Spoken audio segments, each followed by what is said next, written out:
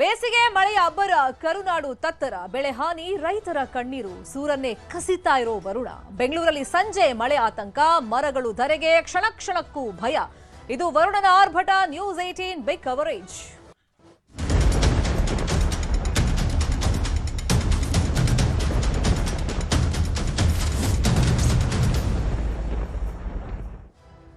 ಬೆಂಗಳೂರು ಒಂದು ಸಣ್ಣ ಮಳೆಯನ್ನೇ ತಡ್ಕೊಳ್ಳಲ್ಲ ಇನ್ನು ಬೆಂಗಳೂರಲ್ಲಿ ನಿನ್ನೆ ಸಂಜೆ ಸುರಿದಂತ ಮಳೆ ಇದೆಯಲ್ಲ ಸಾಕಷ್ಟು ಅವಾಂತರಗಳನ್ನ ಸೃಷ್ಟಿ ಮಾಡಿದೆ ಮಳೆ ಗಾಳಿ ಟೈಮ್ನಲ್ಲಿ ಮರದ ಕೆಳಗಡೆ ನಿಲ್ಲಬೇಡಿ ಬೆಂಗಳೂರಲ್ಲಿ ಎಲ್ಲ ಆಶ್ರಯ ಪಡಿಬೇಕು ಮಳೆ ಬಂದಂತ ಸಂದರ್ಭದಲ್ಲಿ ಇದೊಂಥರ ಪ್ರಶ್ನಾರ್ಥಕ ಚಿಹ್ನೆಯಾಗಿ ಉಳಿದ್ಬಿಟ್ಟಿದೆ ಈ ಪ್ರಶ್ನೆಗೆ ಉತ್ತರ ಮಾತ್ರ ಸಿಗ್ತಾ ಇಲ್ಲ ಯಾವ ಸಂದರ್ಭದಲ್ಲಿ ಏನಾಗುತ್ತೆ ಗೋಡೆ ಬೀಳುತ್ತಾ ಕಾಂಪೌಂಡ್ ಬೀಳುತ್ತಾ ಮರದ ಕೊಂಬೆ ಬೀಳುತ್ತಾ ಅಥವಾ ಮರನೇ ಬಿದ್ದು ಹೋಗುತ್ತಾ ಹೇಳಕ್ಕಾಗಲ್ಲ ರಸ್ತೆ ಮೇಲೆ ಹೋಗ್ತಾ ಇದ್ರೆ ಎಲ್ಲಿ ಗುಂಡಿ ಇದೆ ಗೊತ್ತಾಗಲ್ಲ ಅದ್ರ ಮೇಲೆ ನಾವು ಎಲ್ಲಿ ಬೀಳ್ತೀವಿ ರಾಜಕಾಲುವೆಯಲ್ಲಿ ಬಿದ್ದು ಹೋಗ್ತೀವ ಒಂದು ಗೊತ್ತಾಗಲ್ಲ ಆದ್ರೆ ಕೆಲವೊಂದು ಮುನ್ನೆಚ್ಚರಿಕೆ ಕ್ರಮಗಳ ಅಗತ್ಯ ಬೆಂಗಳೂರಲ್ಲಿ ಎಸ್ಪೆಷಲಿ ಮಳೆ ಬರುವಂತ ಸಂದರ್ಭದಲ್ಲಿ ಮಾರಣಾಂತಿಕ ಆಗ್ತಾ ಇವೆ ಮರಗಳು ಜೋಕೆ ಮಳೆ ಗಾಳಿಗೆ ಬೃಹತ್ ಮರಗಳೇ ಉರುಳಿ ಬೀಳ್ತಾ ಇವೆ ಬೆಂಗಳೂರಿನ ಬಹುತೇಕ ಕಡೆಗಳಲ್ಲಿ ನಿನ್ನೆ ಸುರಿದಂತ ಮಳೆಯಿಂದ ಆಗಿರುವಂತ ಅವಾಂತರವನ್ನ ಸ್ಕ್ರೀನ್ ಮೇಲೆ ತೋರಿಸ್ತಾ ಇದೀವಿ ಬೇರೆ ಬೇರೆ ಏರಿಯಾದಲ್ಲಿ ಹೆಂಗೆ ಮರಗಳು ಬಿದ್ದಿವೆ ಅಂತ ಹೇಳಿ ನ್ಯೂಸ್ 18 ನಲ್ಲಿ ವರುಣನ ಆರ್ಭಟದ ಬಿಗ್ ಕವರೇಜ್ ಅನ್ನ ನಾವು ತೋರಿಸ್ತಾ ಇದ್ದೀವಿ ಸಿಎಂ ನಿವಾಸದ ಬಳಿಯಲ್ಲಿ ಮಹಾಲಕ್ಷ್ಮಿ ಲೇಔಟ್ ನಲ್ಲಿ ಮರದ ಕೊಂಬೆ ಬಿದ್ದಿರೋದು ಇನ್ಫ್ಯಾಕ್ಟ್ ದೊಡ್ಡ ಮರ ಅದು ದೊಡ್ಡ ಕೊಂಬೆನೆ ಬಿದ್ದ್ಬಿಟ್ಟಿದೆ ಹಾಗಾಗಿ ಹಲವಾರು ವಾಹನಗಳು ರಸ್ತೆ ಬದಿಯಲ್ಲಿ ನಿಲ್ಲಿಸಿದ್ರು ಪಾರ್ಕ್ ಮಾಡಿದ್ರು ಬಟ್ ಆ ವಾಹನಗಳೆಲ್ಲ ಈಗ ಜಖಂ ಆಗಿದೆ ಬಹುತೇಕ ಕಡೆ ಹಿಂಗೆ ರಾಜಾಜಿನಗರ ವೈಯಾಲಿ ಕಾವಲ್ ವಿಜಯನಗರದಲ್ಲಿ ಎರಡು ಕಡೆ ನೋಡಿ ಬೈಕ್ ಸವಾರನ ಮೇಲೆ ಸೊ ಯಾವ ತರ ಮರ ಬಿದ್ದಿದೆ ಅವ್ರಿಗೆ ಗಾಯ ಆಗಿದೆ ಸದ್ಯಕ್ಕೆ ಆಸ್ಪತ್ರೆಯಲ್ಲಿ ಚಿಕಿತ್ಸೆಯನ್ನ ಪಡ್ಕೊಳ್ತಾ ಇದ್ದಾರೆ ಮಳೆ ಬಂದಂತ ಸಂದರ್ಭದಲ್ಲಿ ಮರಗಳ ಕೆಳಗೆ ಎಸ್ಪೆಷಲಿ ನೀವು ವಾಹನ ನಿಲ್ಲಿಸೋದಾಗ್ಲಿ ಅಥವಾ ಆಶ್ರಯ ಪಡೆಯೋದಾಗ್ಲಿ ದಯವಿಟ್ಟು ಮಾಡಬೇಡಿ ಸೊ ನಗರದ ಹಲವೆಡೆ ಮಳೆಯಿಂದ ಉಂಟಾಗಿರುವಂತ ಅವಾಂತರ ಇದು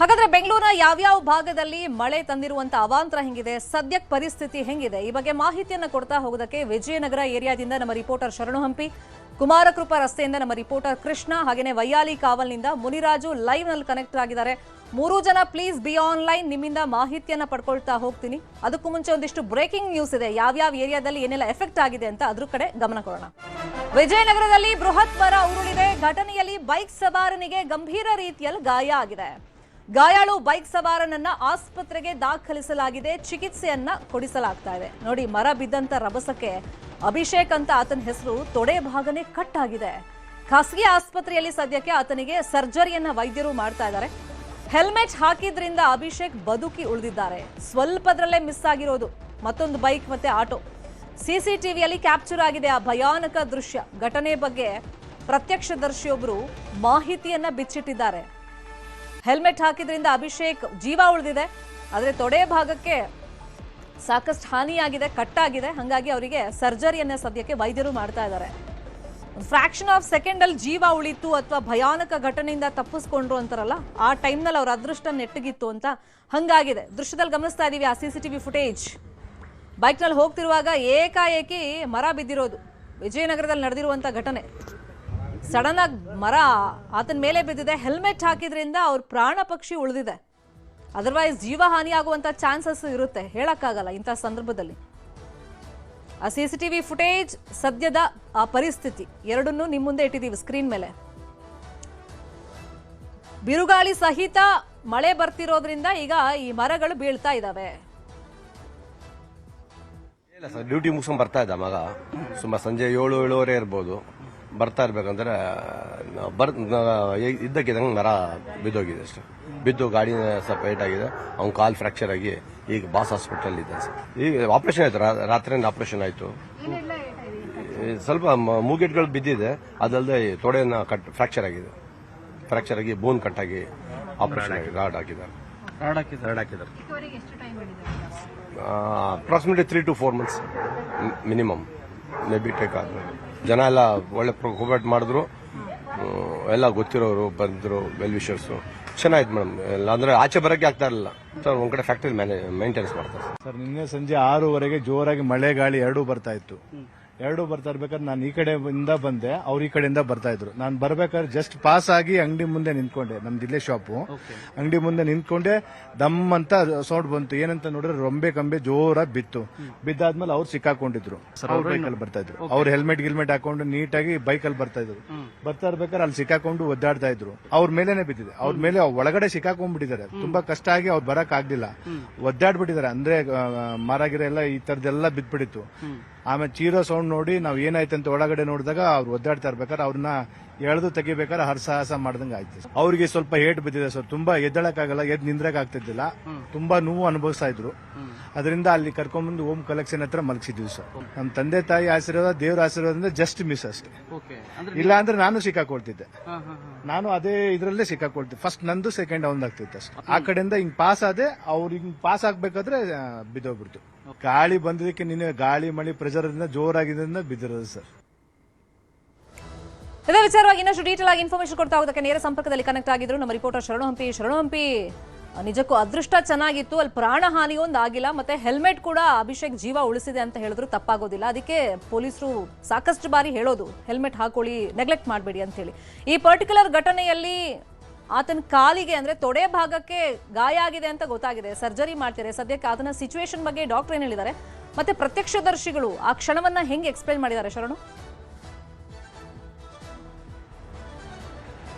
ಶರ್ಮಿತಾ, ನಿಜವಾಗ್ಲೂ ಕೂಡ ನಿನ್ನೆ ಸುರಿದಂತ 1 ಗಂಟೆ ಸುರಿದ ಭಾರಿ ಮಳೆಗೆ ಸಾಕಷ್ಟು ಅವಾಂತರ ಸೃಷ್ಟಿಯಾಗಿದೆ. ಮಹಾಲಕ್ಷ್ಮಿ ಲೇಔಟ್ ಇರ್ಬೋದು, ನಂದಿನಿ ಲೇಔಟ್ ಇರ್ಬೋದು, ವಿಜಯನಗರ ಇರ್ಬೋದು.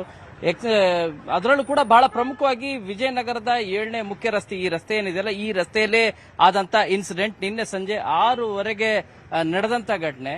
ಈಗ ತೆರವು ಮಾಡುವಂತ ಕಾರ್ಯ ಮಾಡ್ತಾ ಇದ್ದಾರೆ. ಬಟ್ ಆ ಮಗು ಏನಿದೆ ಅಂದ್ರೆ ಅಭಿಷೇಕ್ ಅನ್ನುವಂತ ಹುಡುಗ ಏನಿದ್ದಾನೆ, ಹೆಲ್ಮೆಟ್ ಹಾಕಿದ್ದಕ್ಕೆ ಜೀವ ಉಳಿತು. ಇಲ್ಲದೇ ಇದ್ರೆ ಬಹುಶಃ ಜೀವ ಉಳಿತಾ ಇದ್ದಿಲ್ಲ. ಪೊಲೀಸರು ಹೇಳ್ತಾರೆ ಹೆಲ್ಮೆಟ್ ಹಾಕ್ಲೇಬೇಕು ಅಂತ ಹೇಳಿ. ಹೆಲ್ಮೆಟ್ ಹಾಕ್ಬೇಕು ಹೌದು, ಬಟ್ ಇಂಥ ವಿಚಾರಕ್ಕೂ ಕೂಡ ಹೆಲ್ಮೆಟ್ ಯೂಸ್ಫುಲ್ ಆಗುತ್ತೆ ಅನ್ನೋದಕ್ಕೆ ಇದೇ ಬಹಳ ಪ್ರಮುಖವಾದಂತಹ ಸಾಕ್ಷಿ. ಮಳೆ ಬರುವಂತ ಸಂದರ್ಭದಲ್ಲಿ ಹೊರಗಡೆ ಮ್ಯಾಕ್ಸಿಮಮ್ ಬರದೇ ಇರೋದು ಒಳ್ಳೇದು. ಅನಾವಶ್ಯಕ ಏನಾದ್ರೂ ಇಂಪಾರ್ಟೆಂಟ್ ಇದ್ರೆ ಮಾತ್ರ ದಯಮಾಡಿ ಬನ್ನಿ. ಇಲ್ಲದೆ ಹೋದ್ರೆ ನೀವು ಯಾವ ಕ್ಷಣ ಯಾವಾಗ ನಿಮ್ಮ ಜೀವ ಹೋಗುತ್ತೋ ಹೇಳಕ್ಕಾಗೋದಿಲ್ಲ. ಆ ರೀತಿಯಾದಂತಹ ಸಿಚುವೇಶನ್ ಇದೆ ಸದ್ಯ. ಈಗಾಗಲೇ ಏನು ತೊಡೆ ಭಾಗದಲ್ಲಿ ಏನು ಮೂಳೆನೂ ಕೂಡ ಕಟ್ಟಾಗಿದೆ. ಆ ಕಾರಣಕ್ಕಾಗಿ ಅವರಿಗೆ ಚಿಕಿತ್ಸೆ ಕೊಡುವಂತ ಕಾರ್ಯ ಆಗಿದೆ. ಈಗಾಗಲೇ ಆಪರೇಷನ್ 4 ಗಂಟೆಗಳ ಕಾಲ ಖಾಸಗಿ ಆಸ್ಪತ್ರೆಯಲ್ಲಿ ಆಪರೇಷನ್ ಆಗುವಂತ ಕಾರ್ಯನೂ ಕೂಡ ಆಗಿದೆ. ಸೊ ಈಗ ಅವರು 3 ರಿಂದ 4 ತಿಂಗಳ ಕಾಲ ಬೆಡ್ ರೆಸ್ಟ್ ಇರಬೇಕು ಅಂತಾನೂ ಕೂಡ ಈಗಾಗಲೇ ಮಾಹಿತಿಯನ್ನ ವೈದ್ಯರು ಕೊಡ್ತಾ ಇದ್ದಾರೆ. ಸೊ ಇಲ್ಲಿರುವಂತ ಪ್ರತ್ಯಕ್ಷದರ್ಶಿ ಒಬ್ಬರಿದ್ದಾರೆ, ಅವ್ರಿಂದಾನೇ ಕೇಳ್ಕೊಳ್ಳೋಣ ಏನ್ ಹೇಳ್ತಾರೆ ಅಂತ ಹೇಳಿ. ಸರ್, ನಿನ್ನೆ ಇನ್ಸಿಡೆಂಟ್ ಆದ ಸಂದರ್ಭದಲ್ಲಿ ಏನಾಯ್ತು ಸರ್? ನೀವೆಲ್ಲರೂ ಸೇರಿ ಅವ್ರನ್ನ ಉಳಿಸಿದ್ರಿ ನೀವು? ಸರ್, ನಿನ್ನೆ ಸುಮಾರು 6 ಗಂಟೆ 6:30 ಅಷ್ಟೊತ್ತಿಗೆ ಬಿರುಸಾದಂತ ಗಾಳಿ ಮಳೆ ಬಂದಂತ ಸಂದರ್ಭದಲ್ಲಿ ಹಲವಾರು ಮರಗಳು ಈ ವಿಜಯನಗರ ಭಾಗದಲ್ಲಿ ಬಿದ್ದಿದ್ದೇವೆ. ಇಲ್ಲೂ ಕೂಡ ನಾವು ಪಕ್ಕದಲ್ಲೇ ಇದ್ದಂತಹ ಸಂದರ್ಭದಲ್ಲಿ ಇದು ಮುರುಕೊಂಡು ತುಂಬಾ ಶಬ್ದ ಬಂದು ಮುರಿದು ಬೀಳಿರ್ತಕ್ಕಂಥದ್ದು. ಬಿದ್ದಂತ ಸಂದರ್ಭದಲ್ಲಿ ಅಚಾನಕ್ ಆಗಿ ಅಭಿಷೇಕ್ ಅನ್ನೋ ಹುಡುಗ, ಇಲ್ಲೇ ಸ್ಥಳೀಯ ನಿವಾಸಿ ಅಶೋಕ್ ಅಂತ ಹೇಳ್ಬಿಟ್ಟು ಅವ್ರ ಸುಪುತ್ರರವರು, ಅವರು ಮನೆಗೆ ತೆರಳುವಂತಹ ಸಂದರ್ಭದಲ್ಲಿ ಸಡನ್ ಆಗಿ ಇದು ಬಿದ್ದಂತ ಸಂದರ್ಭದಲ್ಲಿ ಅವರ ಗಾಡಿ ಮೇಲೆ ಬಿದ್ದಂತ ಸಂದರ್ಭದಲ್ಲಿ ಅವರು ಸಿಕ್ಕಿ ಹಾಕೊಂಡಿದ್ರು ಒಳಗಡೆ. ಆ ರೆಂಬೆ ಕೊಂಬೆಗಳ ನಡುವೆ ಒಳಗಡೆ ಸಿಕ್ಕಿ ಹಾಕೊಂಡ್ಬಿಟ್ಟಿದ್ರು. ಅವ್ರು ಒದ್ದಾಡ್ತಾ ಇದ್ರು, ಆಗ್ತಾ ಇರಲಿಲ್ಲ ಅವ್ರಿಗೆ. ಆದ್ರೂ ಕೂಡ ಹೆಲ್ಮೆಟ್ ಧರಿಸಿದ್ರು. ISI ಹೆಲ್ಮೆಟ್ ಧರಿಸಿದ್ರಿಂದ ಅವರು ಬಚಾವಾಗಿದ್ದಾರೆ. ಇಲ್ಲ ಅಂತಂದ್ರೆ ಇವತ್ತು ನಿನ್ನೆ ಜೀವ ಬಿಡುವಂತ ಪರಿಸ್ಥಿತಿ ಇತ್ತು. ಆದ್ರೂ ಕೂಡ ಈಗ ಕೈ ಕಾಲುಗಳಿಗೆಲ್ಲ ಸಣ್ಣ ಪುಟ್ಟ ಏಟಾಗಿತ್ತು. ತೊಡೆ ಭಾಗದಲ್ಲಿ ತುಂಬಾ ತೀವ್ರವಾದಂತಹ ಪೆಟ್ಟಾಗಿ ಕಾಲು ಮುರಿದೋಗಿದೆ. ಹಾಗಾಗಿ ಇಮಿಡಿಯೇಟ್ ಅವ್ರನ್ನೆಲ್ಲ ಕೂಡ ಆಂಬುಲೆನ್ಸ್ ನ ತರಿಸಿ ಇಲ್ಲಿರ್ತಕ್ಕಂಥ ಎಲ್ಲಾ ಸ್ಥಳೀಯರು ಸಹಕಾರದಿಂದ ಇವತ್ತು ಹಾಸ್ಪಿಟಲ್ ಸೇರಿಸಿದ್ದಾರೆ. ಯಾಕಂದ್ರೆ ಸ್ಥಳೀಯರೆಲ್ಲರೂ ಕೂಡ ಹೆಲ್ಪ್ ಇಂದ ಆಗ್ತಿರೋದು. ಬಟ್ ಮಳೆ ಬಂತಂದ ಸಂದರ್ಭದಲ್ಲಿ ಬೆಂಗಳೂರಲ್ಲಿ ಎಸ್ಪೆಷಲಿ ನೀವು ಹೊರಗಡೆ ಬರಬೇಕು ಅಂದ್ರೆ ತೀರಾ ಏನಾದ್ರೂ ಇಂಪಾರ್ಟೆಂಟ್ ಇದ್ರೆ ಮಾತ್ರ ಬನ್ನಿ ದಯಮಾಡಿ. ಇಲ್ಲದೆ ಹೋದ್ರೆ ರಸ್ತೆಯಲ್ಲಿ ಗುಂಡಿಗಳಿರುತ್ತೆ, ಯಾವಾಗ ಯಾವ ಗಿಡ ಮರ ಬೀಳುತ್ತೋ ಗೊತ್ತಿಲ್ಲ. ಅಭಿಷೇಕ್ ರೀತಿಯಾಗಿ ಇನ್ಸಿಡೆಂಟ್ಗಳು ಪದೇ ಪದೇ ಆಗ್ತಾ ಇದಾವೆ. ತಡೆಗೋಡೆಗಳೆಲ್ಲ ಕೂಡ ಬಿದ್ದು ಸಾಕಷ್ಟು ಹಾನಿಯಾಗಿದೆ. ಈ ಹಿನ್ನೆಲೆಯಲ್ಲಿ ಮನವಿ ಮಾಡ್ಕೊಳ್ತಿರೋದು News18 ಪರವಾಗಿ ಹೇಳ್ತಾ ಇರೋದೇನಂದ್ರೆ, ತುಂಬಾ ಇಂಪಾರ್ಟೆಂಟ್ ಇದ್ರೆ ಮಾತ್ರ ಮಳೆ ಬರುವಂತ ಸಂದರ್ಭದಲ್ಲಿ ಹೊರಗಡೆ ಬನ್ನಿ. ಇಲ್ಲದೆ ಹೋದ್ರೆ ನಿಮ್ಮ ಜೀವನ್ನೇ ನಿಜವಾಗ್ಲೂ ಕೂಡ ನೀವು ಅಪಾಯಕ್ಕೆ ಎಡೆ ಮಾಡ್ಕೊಡ್ಬೇಕಾದಂತ ಪರಿಸ್ಥಿತಿ ನಿರ್ಮಾಣ ಆಗುತ್ತೆ. Sharmita, fine, please be online. ಶರಣು, ಇನ್ನು ವೈಯಾಲಿ ಕಾವಲ್ನಲ್ಲೂ ಕೂಡ ಧರೆಗೆ ಉರುಳಿದೆ ಮರ ಬಿದ್ದಂತ ರಭಸಕ್ಕೆ ಒಂದು ಬೈಕ್, ಒಂದು ಕಾರ್ ಜಖಂ ಆಗಿದೆ. ಮರ ಬಿದ್ದು ಮನೆಯ ಗ್ರಿಲ್ಸ್, ಕಾಂಪೌಂಡ್ ಜಖಂ ಆಗಿದೆ. ವೈಯಾಲಿ ಕಾವಲ್ನಲ್ಲಿ 13ನೇ ಕ್ರಾಸ್ನಲ್ಲಿ ನಡೆದಿರುವಂತಹ ಘಟನೆ ಇದು. ಮರ ಬಿದ್ದು 3 ವಿದ್ಯುತ್ ಕಂಬಗಳು ಜಖಂ ಆಗಿವೆ. ವಿದ್ಯುತ್ ತಂತಿ ತೆರವು ಮಾಡಿ ಮರವನ್ನ ತೆರವು ಮಾಡುವಂತ ಕೆಲಸ ಅಲ್ಲಿ ನಡೀತಾ ಇದೆ. ವೈಯಾಲಿ ಕಾವಲ್ನಲ್ಲೂ ಅಷ್ಟೇ ಮರ ಬಿದ್ದಿದೆ, ಧರೆಗುರುಳಿದೆ ಮರ ಬಿದ್ದಂತ ರಭಸಕ್ಕೆ ವಾಹನಗಳ ಜಖಂ ಆಗಿದೆ, ಒಂದು ಬೈಕ್ ಮತ್ತೆ ಕಾರ್ ಜಖಂ ಆಗಿದೆ. ವೈಯಾಲಿ ಕಾವಲಲ್ಲಿ 13ನೇ ಕ್ರಾಸ್ ಅಲ್ಲಿ ನಡೆದಿರೋದು ಘಟನೆ. ಇದಿಷ್ಟೇ ಅಲ್ಲ ಅಲ್ಲಿ ಹಾನಿಯಾಗಿರೋದು. 3 ವಿದ್ಯುತ್ ಕಂಬಗಳು ಕೂಡ ಈ ಮರ ಬಿದ್ದಂತ ರಭಸಕ್ಕೆ ಜಖಂ ಆಗಿದೆ. ಸದ್ಯಕ್ಕೆ ಅದನ್ನೆಲ್ಲ ತೆರವು ಮಾಡುವಂತ ಕೆಲಸ ಸಿಬ್ಬಂದಿ ಮಾಡ್ತಾ ಇದ್ದಾರೆ. ಒಂದು ಸತಿ ಗಾಳಿ ಸಹಿತ ಮಳೆ ಬಂದಾಗ 300ಕ್ಕೂ ಅಧಿಕ ಮರಗಳು ಅಥವಾ ಕೊಂಬೆಗಳು ಈ ರೀತಿ ಕಟ್ಟಾಗಿ ಬೀಳ್ತವೆ. ಬೀಳುವಂತ ಸಂದರ್ಭದಲ್ಲಿ ವಾಹನಗಳು ಜಖಂ ಆಗ್ತವೆ, ಬೆಂಗಳೂರಲ್ಲಿ ಪ್ರಾಣ ಹಾನಿ ಆಗ್ತವೆ. ಹಾಗಾಗಿ ಮಳೆ ಬರುವಂತ ಸಂದರ್ಭದಲ್ಲಿ ಆದಷ್ಟು ರೋಡ್ ಮೇಲೆ ಚಾಲನೆ ಮಾಡೋದು ಅಥವಾ ಮರದ ಕೆಳಗಡೆ ಆಶ್ರಯ ಪಡೆಯೋದು ಕಮ್ಮಿ ಮಾಡಿ. 5 ಕಾಲಿಗೆ ಬಿದ್ದಿದ್ದೆ, ನಾನು ಸ್ಕೂಲ್ ಮಗಳು ಬಿಡಕ್ ಬಂದಿದ್ದೆ. ಜಸ್ಟ್ ಅಲ್ಲಿ ಮರ ಬಿದ್ದಿದೆ ನೋಡಪ್ಪ ಅಂತಂದ್ರು. ಇಲ್ಲಿ ಬಂದು ನೋಡಿದ್ರೆ ಪಾಪ ಒಂದು ಟೂ ವೀಲರ್ ಡ್ಯಾಮೇಜ್ ಆಗಿದೆ, ಒಂದು ಕಾರ್ ಡ್ಯಾಮೇಜ್ ಆಗಿದೆ, ಇನ್ನೊಂದು ಯಾವ್ದೋ ರಾಯಲ್ ಅದು ಡ್ಯಾಮೇಜ್, ಮತ್ತೆ ಮನೆ ಮೇಲೆ ಬಿದ್ದಿದೆ. ರೆಸ್ಪಾನ್ಸಿಬಲ್ ಇರೋರು ತಗೋಬೇಕು. ಏನಾಗತ್ತಾಗ್ಲಿ, ಪಬ್ಲಿಕ್ ಏನಕ್ಕೆ ಬರೀ ಮನೆಗೆ ಕಟ್ಕೊಂಡು ಮಾಡೋದಲ್ಲ. ರೋಡಲ್ಲಿ ಡ್ಯಾಮೇಜ್ ಆಗಿದೆ, ಮತ್ತೆ ಇದ್ರದ್ದು ಡ್ರೈನೇಜ್ ಮಾಡುವಾಗ ಆ ರೋಡ್ ಮರ ಕಟ್ ಮಾಡಿದಲ್ಲ, ಅವಾಗ ನೋಡಲ್ಲ. ಅವಾಗ ಟ್ರಿಮ್ ಮಾಡಿ ಇಟ್ರೆ ಈ ತರ ಆಗೋದಿಲ್ಲ. ನಾವು ಹೇಳ್ತೀವಿ, ನಾವು ಹೇಳೋದಂತಿಲ್ಲ. ಡಿಪಾರ್ಟ್ಮೆಂಟ್ ಅಲ್ಲಿ ಇರೋರೆಲ್ಲ ಎಜುಕೇಟೆಡ್ ತಾನೆ, ಯಾರು ಅನ್ಎಜುಕೇಟೆಡ್ ಅಂತಿಲ್ಲ. ಅವ್ರವ್ರು ನೋಡ್ಕೊಂಡು ಅವಾಗ ಮಾಡಿದ್ರೆ ಉಂಟು. ಇಲ್ದಾದ್ರೆ ಈ ತರ ಆಗ್ತಾನೆ ಇರುತ್ತೆ. ಒಂದ್ ದಿವಸ ನ್ಯೂಸ್ ಅಲ್ಲಿ ನೀವು ತೋರಿಸ್ತೀರಾ, ನೆಕ್ಸ್ಟ್ ಡೇ ಬೇರೆ ಏನೋ ನ್ಯೂಸ್ ಅಲ್ಲಿ ತೋರಿಸ್ತೀರಾ, ಅಷ್ಟೇ ಆಗೋದು. ಇದೇ 2 ವಾರ ಮುಂಚೆ ಈ ರೋಡಲ್ಲೇ 3 ಮರ ಬಿತ್ತು. ನಾವು ಹೇಳಿದೀವಿ, ಅದರಿಂದ ಏನು ನೋಡೋಣ ಏನಾಗುತ್ತೆ. ಸಾಕಷ್ಟು ಡ್ಯಾಮೇಜ್ ಆಗಿದೆ, 3-4 ಗಾಡಿಗಳು, ಮನೆ. ವೈಯಾಲಿ ಕಾವಲಿನಲ್ಲಿ ಸದ್ಯದ ಪರಿಸ್ಥಿತಿ ಹೆಂಗಿದೆ ಈ ಬಗ್ಗೆ ಡೀಟೇಲ್ ಆಗಿ ಇನ್ಫಾರ್ಮೇಶನ್ ಕೊಡೋದಕ್ಕೆ ನೇರ ಸಂಪರ್ಕದಲ್ಲಿ ಕನೆಕ್ಟ್ ಆಗಿದ್ರು ನಮ್ಮ ರಿಪೋರ್ಟರ್ ಮುನಿರಾಜು. ಸ್ಥಳೀಯರು ಹೇಳ್ತಾ ಇದ್ರು, ಇನ್ಫ್ಯಾಕ್ಟ್ ನಾವು ಹೇಳಿದ್ವಿ ಹೋದ್ವಾರನೂ 3 ಮರ ಬಿದ್ದಿತ್ತು ಇದೇ ರೋಡಲ್ಲಿ. ಈಗ ನಾವು ಮುಂಚೆನೆ ಇನ್ಫಾರ್ಮೇಶನ್ ಕೊಟ್ಟಿದ್ರು ಕೂಡ ಮರ ತೆರವು ಮಾಡೋದಾಗ್ಲಿ ಅಥವಾ ಟ್ರಿಮ್ ಮಾಡೋ ಕೆಲಸ ಮಾಡಿರ್ಲಿಲ್ಲ ಅಂತೇಳಿ. ಸೊ ಸ್ಥಳೀಯರು ಇದಕ್ಕೆ ಯಾವ ತರ ಆಕ್ರೋಶ ವ್ಯಕ್ತಪಡಿಸ್ತಾ ಇದ್ದಾರೆ? ವಾಹನ ಎಲ್ಲ ಜಖಂ ಆಗಿದೆ ಈಗ.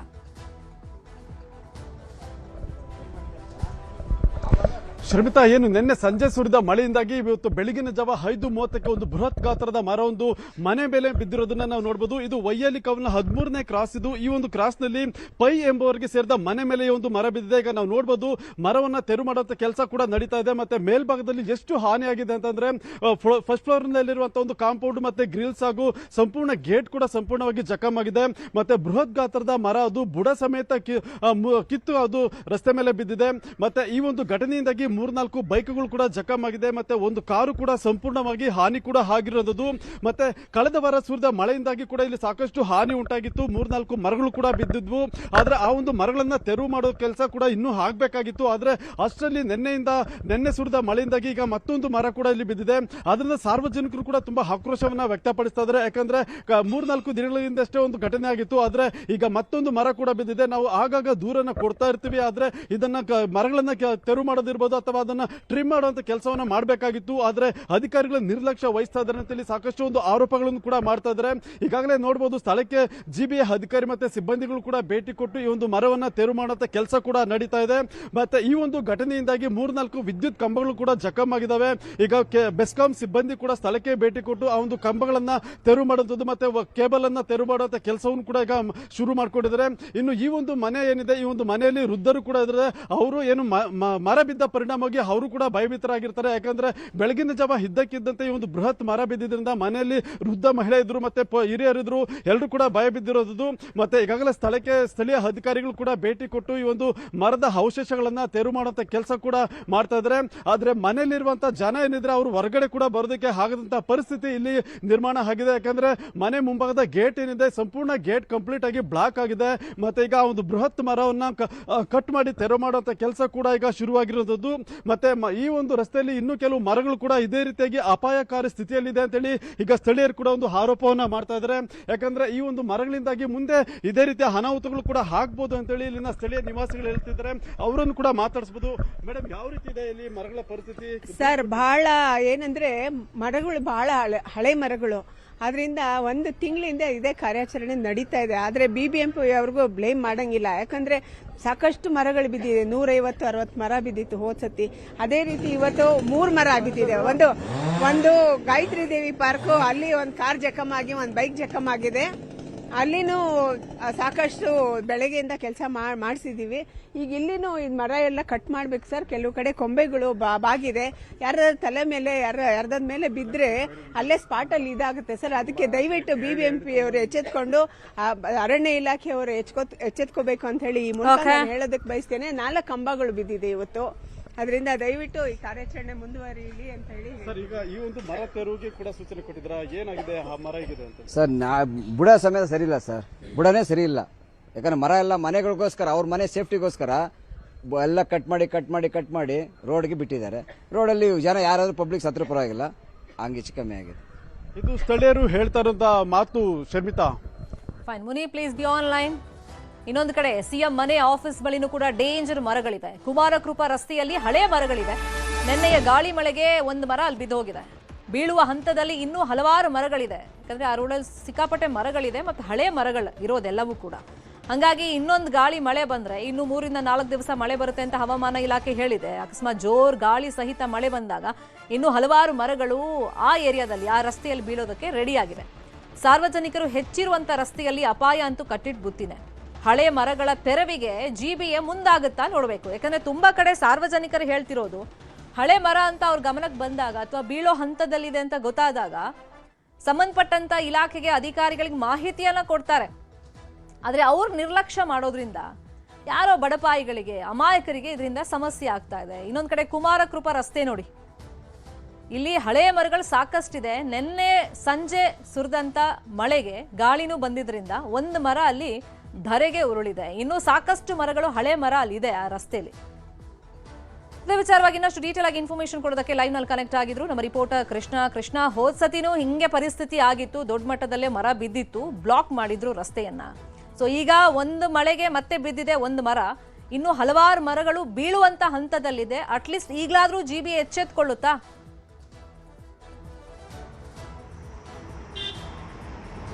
ಖಂಡಿತವಾಗೂ ಶರ್ಮಿತಾ, ಆ ಒಂದು ಪ್ರಶ್ನೆ ನಾವು ಕೇಳ್ತಾ ಇದ್ದೀವಿ. GBA ಅಧಿಕಾರಿಗಳು ಈಗಲಾದರೂ ಕೂಡ ಎಚ್ಚೆತ್ತುಕೊಳ್ತಾರ ಅನ್ನುವಂಥದ್ದು.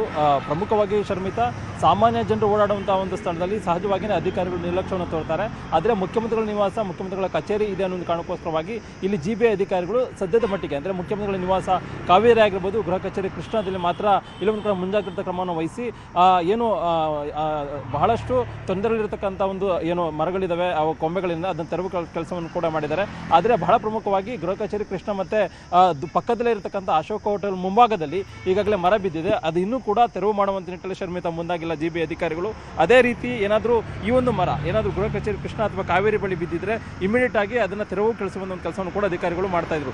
ಈಗಾಗಲೇ ಈ ಒಂದು ಕುಮಾರಕೃಪಾ ರಸ್ತೆ ಏನಿದೆ, ಈ ಒಂದು ರಸ್ತೆಯಲ್ಲಿ ಮುಖ್ಯಮಂತ್ರಿ ಗೃಹ ಕಚೇರಿ ಕೃಷ್ಣ ಮತ್ತೆ ಕಾವೇರಿ ನಿವಾಸ, Ashoka hotel, Kumara Krupa guest house ಕೂಡ ಇದೆ. ಇಲ್ಲಿ ಸಾಕಷ್ಟು ಅಧಿಕಾರಿಗಳು ಮತ್ತೊಂದು ಕಡೆ ಜನರು ಕೂಡ ಬರ್ತಾ ಇದ್ದಾರೆ. ಮತ್ತು ಮುಖ್ಯಮಂತ್ರಿಗಳು ಓಡಾಡುವಂಥ ದಾರಿ ಮತ್ತು ಸಚಿವರು ಕೂಡ ಹೆಚ್ಚಿನ ಸಂಖ್ಯೆಯಲ್ಲಿ ಕೂಡ ಓಡಾಡ್ತಾರೆ. ಇಂತಹ ಒಂದು ದಾರಿಯಲ್ಲಿ ಎಲ್ಲೊಂದು ಕಡೆ ದೊಡ್ಡ ಮಟ್ಟದ ಹಳೆಯ ಮರಗಳು ಕೂಡ ಈಗಾಗಲೇ ಕಾಣ್ತಾ ಇರುವಂಥದ್ದು.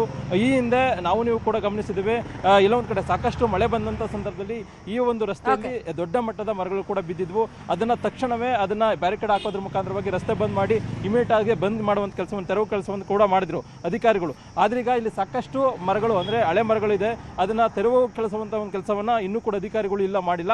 ಆದರೆ ಗೃಹ ಕಚೇರಿ ಕೃಷ್ಣ ಮತ್ತೆ ಕಾವೇರಿ ನಿವಾಸದ ಬಳಿ ಏನಿದೆ ಅಲ್ಲಿ ಮಾತ್ರ ತೆರವು ಕೆಲಸವಂತ ಒಂದು ಕೆಲಸವನ್ನು ಅಧಿಕಾರಿಗಳು ಮಾಡಿದ್ದಾರೆ. ಆದರೆ ಎಲ್ಲ ಒಂದು ಕಡೆ ಜನರು ಎಲ್ಲಿ ಓಡಾಡ್ತಾರೆ ಅಲ್ಲಿ ಮಾತ್ರ ಹಾಗೆ ಬಿಟ್ಟಿದ್ದಾರೆ. ಮರದ ಕಂಬಗಳು ಯಾವಾಗ ಬೇಕಾದರೂ ಬೀಳುವಂತ ಒಂದು ಸಂದರ್ಭವನ್ನು ಕೂಡ ಈಗಾಗಲೇ ಕಾಣಬಹುದಾಗಿದೆ. ಈಗಾಗಲೇ ನಾವೇನು ಕಾಣ್ತಾ ಇದ್ದೀವಿ, ಇದು ಅಶೋಕ ಹೋಟೆಲ್ ಮುಂಭಾಗದಲ್ಲಿ ರೆಂಬೆಗಳು ಕೂಡ ಸಂಪೂರ್ಣವಾಗಿ ಒಣಗಿವೆ. ಅದನ್ನು ಇನ್ನೂ ಕೂಡ ತೆರವುಗೊಳಿಸುವ ಒಂದು ಕೆಲಸವನ್ನ GBA ಅಧಿಕಾರಿಗಳು ಮಾಡಿಲ್ಲ. ಆದರೆ ಗೃಹ ಕಚೇರಿ ಕೃಷ್ಣ ಮತ್ತೆ ಕಾವೇರಿಯಲ್ಲಿ ಮರಗಳಿದೆ ಈ ತರದ್ದು, ಅದನ್ನು ಮಾತ್ರ ತೆರವುಗೊಳಿಸುವಂತ ಕೆಲಸವನ್ನ ಮಾಡಿದರೆ. ಇದೇ ರೀತಿಯಾಗಿ ಅಂದ್ರೆ ಇಲ್ಲಿ ಕೇವಲವಾಗಿ ಮುಖ್ಯಮಂತ್ರಿಗಳು ಹೋಗ್ತಾರೆ ಅನ್ನೋ ಕಾರಣಕ್ಕೋಸ್ಕರವಾಗಿ ಮಾತ್ರ ಇಲ್ಲಿ ಮರದ ರೆಂಬೆಗಳನ್ನ ತೆರವುಗೊಳಿಸುವಂತ ಕೆಲಸವನ್ನು ಮಾಡಿದರೆ. ಆದರೆ ಅದರಿಂದ ದೂರ ಇರುವಂತಹ ಒಂದು ಮರಗಳನ್ನ ತೆರವುಗೊಳಿಸುವಂತ ಕೆಲಸಕ್ಕೆ GBA ಅಧಿಕಾರಿಗಳು ಮುಂದಾಗಿಲ್ಲ. ಹಾಗಾಗಿ ಈಗ ಸಾರ್ವಜನಿಕರು ಇಲ್ಲಿ ಪ್ರಶ್ನೆ ಮಾಡುವಂತ ಕೆಲಸವನ್ನು ಕೂಡ ಮಾಡ್ತಾ ಇರುವಂತದ್ದು. ಶರ್ಮಿತಾ, ಸಬೂಬ್ ಹೇಳ್ತಾರೆ ಮುಂಗಾರು ಪೂರ್ವ ಮಳೆ ಇದು, ಮಾನ್ಸೂನಿಗೆಲ್ಲ ತಯಾರಿ ಆಗಿದೆ ಅಂತ. ನೀವು ರಿಯಾಲಿಟಿ ಚೆಕ್ ನೋಡಿದಾಗ ಅಲ್ಲಿ ಒಣಗಿ ಹೋಗಿದೆ ಮರದ ಕೊಂಬೆಗಳು, ಇನ್ನೂ ಕೂಡ ಅದನ್ನ ತೆರವು ಮಾಡೋ ಕೆಲಸ ಆಗಿಲ್ಲ. ಇದನ್ನ ಫಾಲೋ ಅಪ್ ಮಾಡೋಣ. Thank you so much Sharanu Hampi, thank you so much Krishna, thank you so much Muni, ಈ ಕ್ಷಣದ ಮಾಹಿತಿಯನ್ನು ಕೊಡೋದಕ್ಕೆ. ಇನ್ನು ಬೇರೆ ಬೇರೆ ಜಿಲ್ಲೆಗಳಲ್ಲಿ ಪರಿಸ್ಥಿತಿ ಹೆಂಗಿದೆ? ಚಾಮರಾಜನಗರ ಜಿಲ್ಲೆಯಲ್ಲೂ ಭಾರೀ ಮಳೆ ಸುರಿದಿದೆ. ಗಾಳಿ ಮಳೆಗೆ ನೆಲಕಚ್ಚಿವೆ 1,000 ಬಾಳೆ ಗಿಡಗಳು.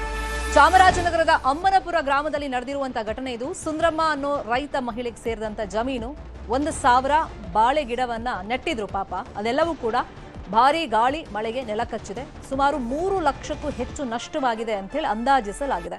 ಕೂಡಲೇ ಸಮೀಕ್ಷೆ ನಡೆಸಿ ಬೆಳೆ ನಷ್ಟ ಪರಿಹಾರ ಬೇಕು ಅಂತೇಳಿ ರೈತರು ಆಗ್ರಹವನ್ನ ಮಾಡ್ತಾ ಇದ್ದಾರೆ. ದೃಶ್ಯದಲ್ಲಿ ನೋಡ್ತಾ ಇದೀವಿ, ನಿಜಕ್ಕೂ ಹೊಟ್ಟೆ ಉರಿಯುತ್ತೆ. ಪಾಪ ಕಷ್ಟಪಟ್ಟು ಅದನ್ನ ಮಗು ತರ ಸಾಕಿರ್ತಾರೆ. ಈಗ ಏಕಾಏಕಿ ಮುಂಗಾರು ಪೂರ್ವ ಗಾಳಿ ಮಳೆಗೆ 1,000 ಬಾಳೆ ಗಿಡ ಈ ರೀತಿ ನೆಲಕಚ್ಚಿದೆ. ಸಮೀಕ್ಷೆ ಮಾಡೋ ಕೂಡಲೇ ಅಧಿಕಾರಿಗಳು ಬರಬೇಕು, ನಮಗೆ ಪರಿಹಾರ ಕೊಡಿಸ್ಬೇಕು ಅಂತ ಕೇಳ್ಕೊಳ್ತಾ ಇದ್ದಾರೆ.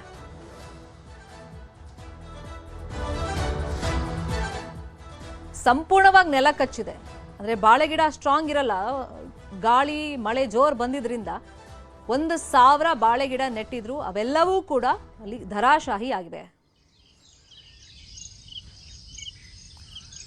ಕೋಲಾರ ಭಾಗದಲ್ಲೂ ಕೂಡ ಬಿರುಗಾಳಿ ಸಹಿತ ಭಾರೀ ಮಳೆಯಾಗಿದೆ. 2 ಎಕರೆ ಟೊಮ್ಯಾಟೊ, ಬೀನ್ಸ್ ಬೆಳೆ ನಾಶವಾಗಿದೆ. ಕೋಲಾರದ ರಾಜೇನಹಳ್ಳಿ ಗ್ರಾಮದಲ್ಲಿ ನಡೆದಿರುವಂತಹ ಘಟನೆ ಇದು.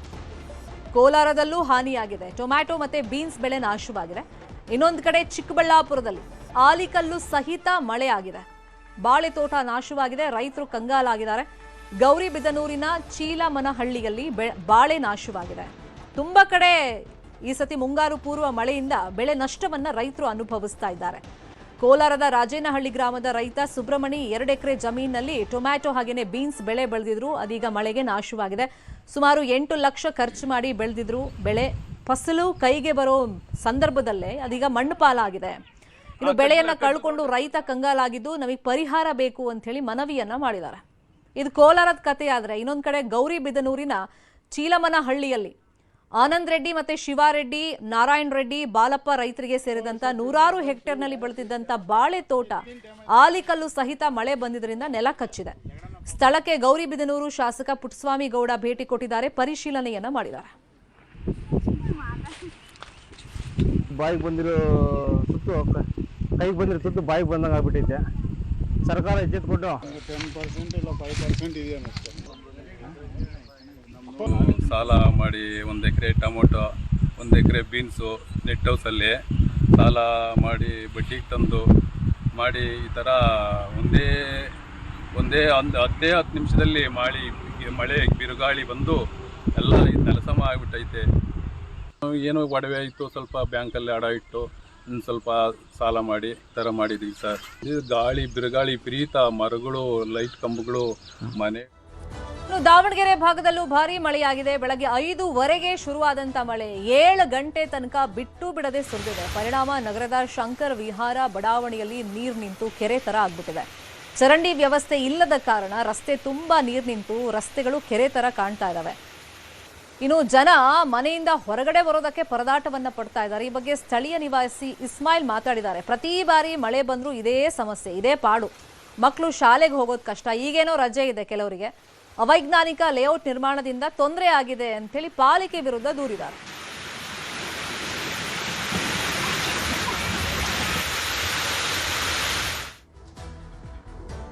ಇನ್ನು 3 ರಿಂದ 4 ದಿವಸ ಬಿರುಗಾಳಿ ಸಹಿತ ಮಳೆ ಆಗುತ್ತೆ ಅಂತೇಳಿ ಹವಾಮಾನ ಇಲಾಖೆ ಎಚ್ಚರಿಕೆಯನ್ನ ಕೊಟ್ಟಿದೆ. ಆಲ್ಮೋಸ್ಟ್ ಎಲ್ಲಾ ಜಿಲ್ಲೆಯಲ್ಲೂ, ಬೆಂಗಳೂರು ಸೇರಿದಂತೆ. ಹಾಗಾಗಿ ನಿಮ್ಮ ಎಚ್ಚರಿಕೆಯಲ್ಲಿ ನೀವಿರಿ ಅಂತ ಹೇಳ್ತಾ